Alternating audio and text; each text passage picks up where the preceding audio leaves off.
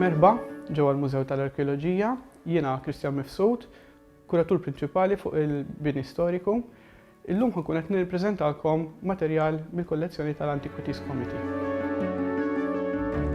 Din il-kollezzjoni tiġbor fiha informazzjoni dwar proprjetajiet fejn bejn l-1902 u iktar tard kien isiru applikazzjoni biex isiru modifikazzjoni u aktar xogħlijiet fuq dawn il-binjiet storiċi. L-importanza ta' din il-kollezzjoni hija li xi bini f'din kollezzjoni m'għadhomx jeżistu. Bejn għax twaqqgħu bil-gwerra u bejn għax twaqqgħu bil-bini li sar wara, l-unika informazzjoni li għadbaqalna fuqhom hija tru il-kollezzjoni tagħna. Fil-kuntest ta' riċerka dwar il-bini storiku, din kollezzjoni hija importanti għax tiġbor fiha informazzjoni dwar l-aħħar mit-sena fl-evoluzzjoni tal-binjiet. Allura, meta tħares lejn din l-informazzjoni, ittik informazzjoni li sa ftit ilu ma kienx hemm mod kif nistgħu nidentifikawha. Allura nistgħu nidentifikaw proposti ta' twaqqih, ta' estensjonijiet, ftuħ ta' twieqi ġodda, rikostruzzjonijiet, fejn hemm tibda tifhem il-bini immanka mill-arkivji.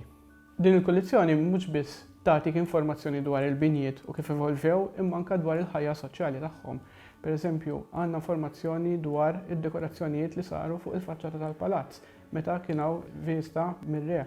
Informazzjoni wkoll dwar kif il-Mużew tal-Arkeoloġija tal-lum kienet jintuża bħala Union Club u saru xi trasformazzjonijiet fil-binjiet biex jadattaw għall-użu ta' dak iż-żmien. Għandek ukoll pereżempju pjanti fejn juru shelters qed jiġu proposti bejn binjiet storiċi li sa ftit żmien ilu ma konniex nafu li jeżistu dawn affarijiet. Il-valur tagħha mhijiex biss fid-dokument imma fl-istorja li qed tgħidlek. U dak hija xi ħaġa li normalment ma ssibix miktuba imma tmur tfittixha.